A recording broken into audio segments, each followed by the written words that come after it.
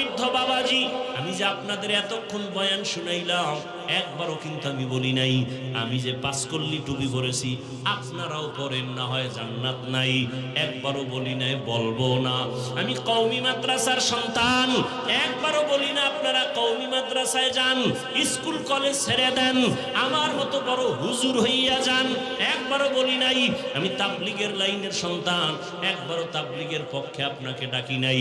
বরং আমি আপনাকে এতটুকুই পরামর্শ দিতে চাই, সারা দেশ ঘুরে ঘুরে আপনি স্কুলে পড়েন, কলেজে পড়েন, চাকরি করেন, ব্যবসা করেন, ওখানে থাইকা আমার নবীর মুহাব্বত অন্তরে নিয়া, ওলিয়া উলিয়াদের পরামর্শ নিয়া, আমার আল্লাহর মুহাব্বত নিয়ে জান্নাতি হয়ে কবরে রওনা করেন।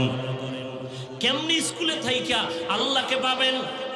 ও যুবক, আপনার মতো কত যুবক স্কুল কলেজে পড়ে, চাকরি করে, ব্যবসা করে, 5 ওয়াক্ত নামাজ পড়ে, দাড়িওয়ালা নামাজি নাই? আপনি কেন পারবেন না? এরে আল্লাহর বান্দারা, একটা বাচ্চা হাঁটতে পারে না, শিশু শুয়ে আছে, মা বাবায় ধরে ধরে তাকে হাঁটা শিখায়। আব্বা এক জায়গায় বইয়া, আম্মা আর এক পাশে, মাঝখানে বাচ্চা